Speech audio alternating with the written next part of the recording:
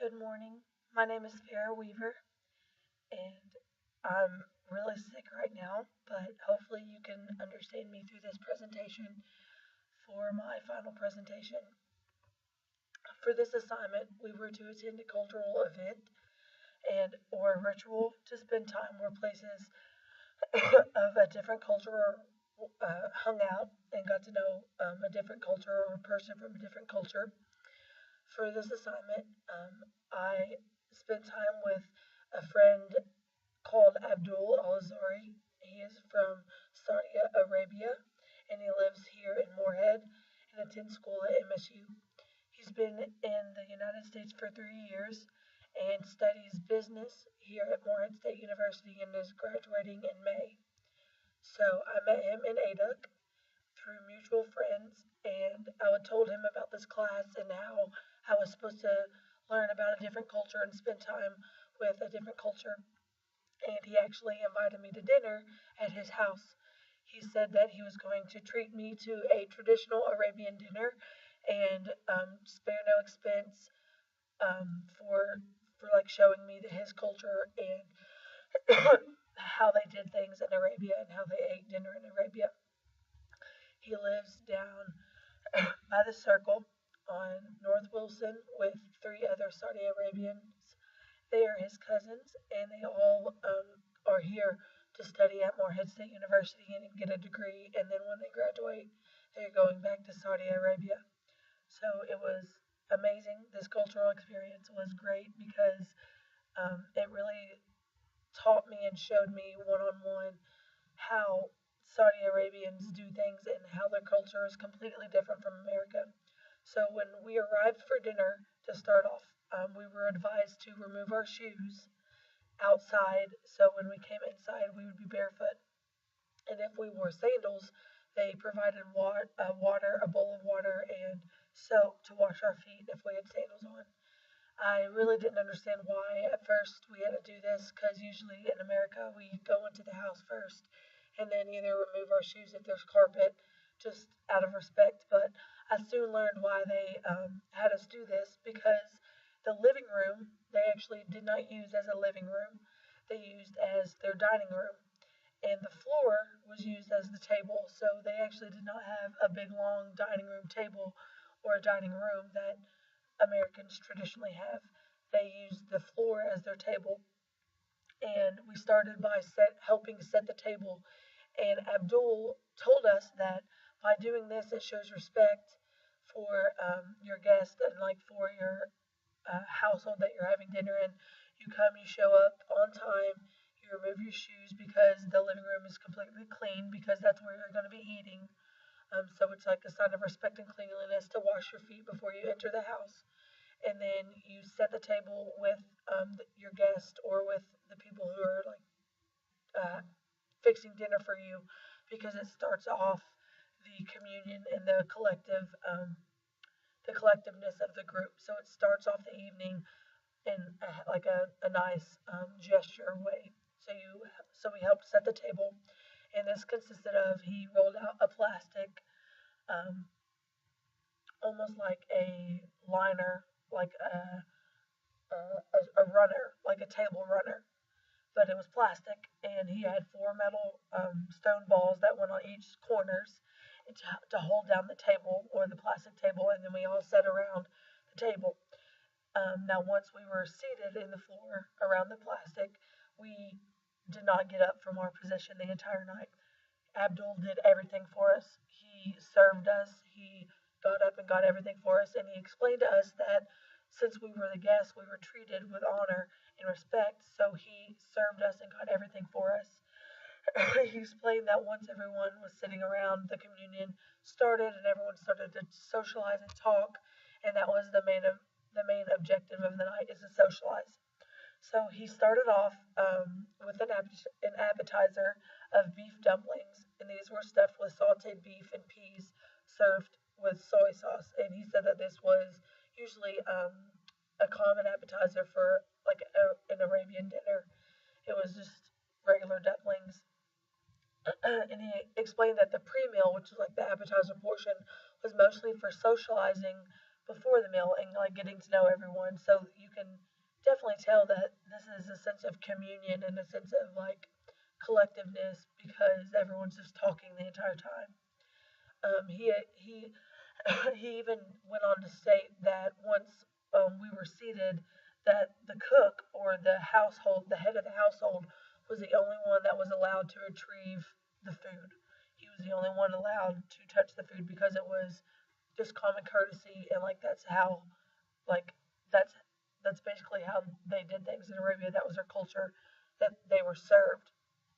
This was very different from what I was used to because in my household we do buffet style and everyone just grabs a plate and goes through their buffet style and that's basically completely different from what I was used to. The entree was served on three huge serving trays and it was a mixture of rice, vegetables, beef, and chicken, and then all Arabian spices, which really brought out the different culture. Just with the uses of spices. And then once dinner was served, they showed us how they correctly ate with their hands. And you take your three hands only with your right hand because Abdul said that your left hand was unclean. Like your left hand was like I guess traditionally known as being unclean. So when you serve yourself, you only serve with your right hand and you only eat with your right hand. You're not allowed to eat with your left hand because it's unclean, evidently, which is completely different from America because you can eat with whatever, and we usually eat with forks or some kind of utensil when they actually use their hands. So he showed us how to use like to properly eat with our hands, and you use your three fingers like this, and you interlap them with your middle finger. So you put your three fingers over your middle finger, and you scoop like this, and you don't use your pinky or your thumb. So you like scoop like this, and then you eat with your hands. So he showed us how to do that, which I thought was really fun. And then after dinner, a hot tea was served, and so it kind of like cleansed. It was like a cleansing tea. So like after we ate, it was a cleansing tea that was served, and it was like mint and hot water and lemon, which was delicious. And then after we had tea, we talked some more, and they passed around hookah, which is a shisha tobacco. It's like a flavored tobacco, and it's in this big long pipe, which I never saw before. I was kind of scared to try it, but he said that it was completely fine. The tobacco is filtered through water and then inhaled, and it's like flavored, and it cleanses your palate. And it's just another socializing communion thing that they partake in. It's almost like having a cigar and scotch after a dinner, like most Southern has. Excuse me. So we participated in that, which was really fun. This cultural experience was wonderful because the Arabian culture is so adaptive and so um, circleized on communion and on like a collectiveness. So they like the first trait that I noticed right off the bat was how collective this culture was. The Arabian culture was like they are so supportive and so collective, and they serve the in group. Like Abdul was serving us the entire time, and we were the in group. We were the honored people, and he completely did everything for us because that he had that sense of duty to the in group that only a collective culture has. And so, to quote the book, the collective culture binds groups and mutually obligates individuals, and it is linked to a sense of duty to the group. And that's cited from our intercultural communications book on page 51. So everything was centered on the communion and on the collectiveness of everyone. This dinner took an average of 3 to 4 hours because it was so laid back and just centered around socializing and talking to the group. Even the way the food was prepared was a sign of collectivism. Like it was all mixed together. The rice was mixed with the vegetables, and the meat was just on top, and all the spices were mixed together. It was all together instead of separate, which is a sign of collectivism. Like in America, we're so individualistic that everyone usually does their own thing and eats their food separately. It's served separately. Like the peas go here, the mashed potatoes go here, and um, whatever else, the meat goes here, and you eat them separately. But in Arabia, in their culture, since it's so collective, even the way their food is prepared is a sign of that because everything's mixed together and everything's together and served together, which I found was like super amazing. It's definitely realistic, like it's eye opening basically because everything that they do is so collective. Like every little aspect of what they do is collective. Even the tea and the coffee was served out of the same pot. All like everyone was served at once out of the same pot. So it's like another sign of communion. And it's just polar opposite of America. Polar opposite. Like I would in America, you don't smoke after people. Like if you have a cigar, then you have a cigar. Like in Arabia, Abdul was telling us, if you intend to smoke a cigar, you have to be prepared to give everyone a cigar that's in the building. If you don't, then it's a sign of disrespect and kind of like status over another, not, which is disrespectful in a social situation in Arabia. And so that's why they had hookah in like in America you don't smoke after people. Like if you smoke a cigarette, that's your cigarette. You don't share it with anyone unless you're friends or family. Like that's the only time. But in Arabia it's completely acceptable to smoke after anyone, which is like really different from America, but I liked it, so it was a lot of fun. Another another aspect that I saw was the time that Arabians took to put into their dinners and to put into their events. Basically, it was completely different from America. It was completely laid back. There, like our in America, we think of time as money, and so like we strive to make everything faster and do everything as fast as we can. But for Arabia, their time orientation is perceived like as an importance. Like what I'm doing right now is most important, and it's a polychronic time that they use, and that's cited from the book, or a P time scheduling. They actually don't schedule things; they just go, I guess, when they feel like it. And to quote the book, excuse me, polychronic time is like it's like not planning for something. I'm trying to find the quote right here. Here it is. P-time users see time as much less tangible and stress multiple activities with little emphasis on scheduling, and that's quoting our book on page 62.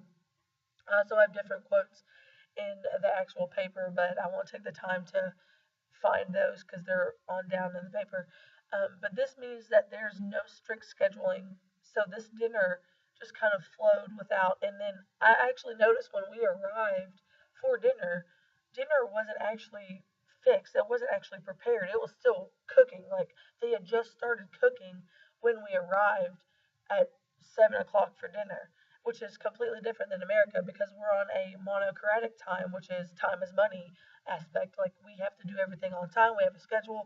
We have to stick to the schedule, and if we don't stick to the schedule, then we're running behind or we're late, and we're going to miss out on something. So this was completely different. Usually in America, if you have dinner at 7, you start cooking at 5:30 or 6, so it's done by 7. So when people arrive, they go ahead and eat.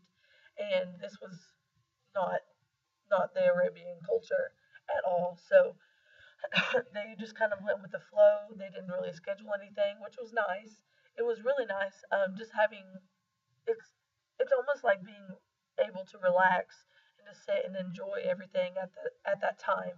But if I hadn't known about this, and if I hadn't known that this culture was like that, and hadn't like completely blocked out my schedule for that night, like I canceled all of my other stuff for that night because I knew it was going to take a longer time because they ran on a polychromatic time frame, and like that's how their culture was. Then I would have been frustrated and aggravated because I would have been so caught up in like, well, this is taking forever. I need to leave and get other stuff done. So I'm glad that I knew about this because if I hadn't, I would have been super upset and super frustrated and kind of ready to leave so I can go on and do the other thing, like do something else. So if it hadn't been for this class, I would have probably first never met Abdul and his family, which was an honor. Like, I absolutely love this cultural experience.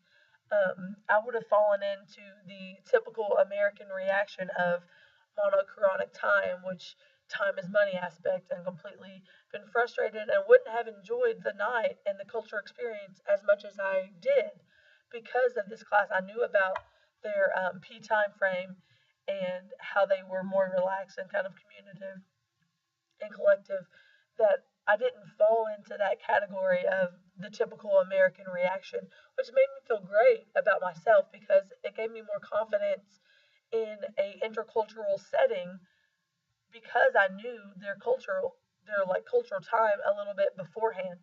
Now actually going and experiencing their culture is different than just reading about it, obviously.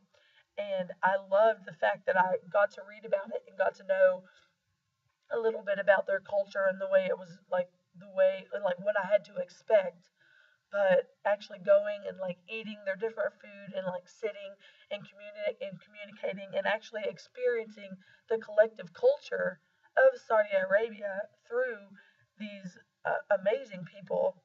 It was completely different than reading about a collective culture, like feeling their collectiveness and feeling and like talking to each of them and knowing that they'll like you are their friends and that they're going to actually support you is completely different than reading about a collective culture. And I was so happy that I actually got to experience this event and this ritual.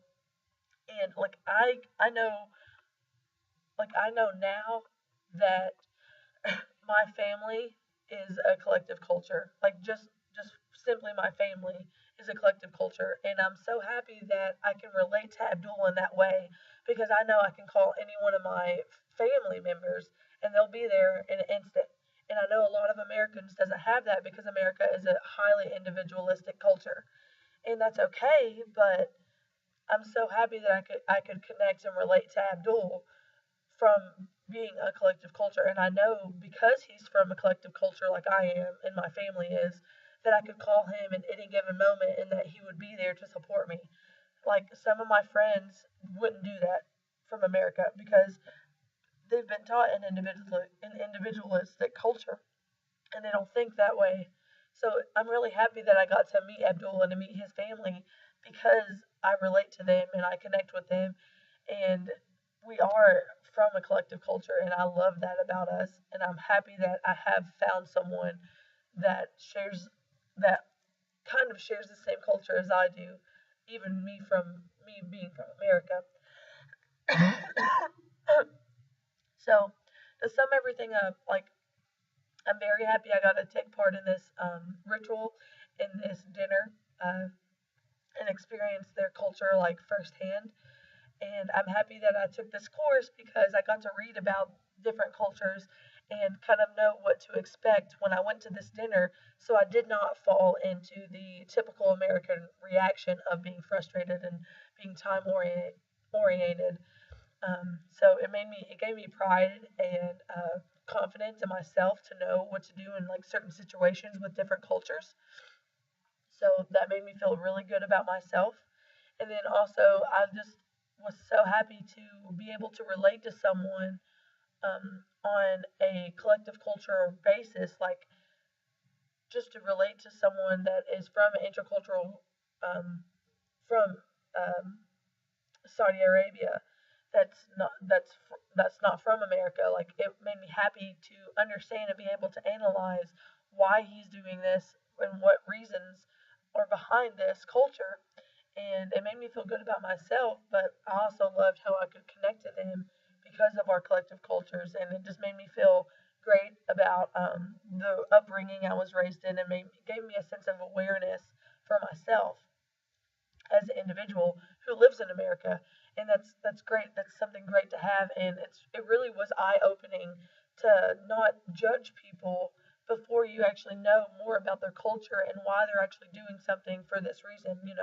So this class and this experience was eye opening, and I know now to like not judge a book by its cover and actually learn about their different cultures and learn about their traditions and learn about their family and things like that before I actually get frustrated or get aggravated because their viewpoints or their way of life isn't exactly the same as mine. So it gave me a real sense of respect for that different culture and that different tradition and things like that. And I would absolutely go any again to dinner anytime because it was just amazing to experience a different culture. And I can't wait to graduate and hopefully travel and experience other cultures. And this book and this class has really helped me along my way to actually have a more confidence in myself to know what to do in those situations and understand and being able to analyze different situations so I don't fall into the typical American reaction and I'm actually above that because I've learned from this class. So I've really enjoyed this culture experience and this intercultural class, and I can't wait to travel the world and put my newfound skills to the test. So have a great day. Thank you very much for teaching this class, Abel. Bye bye.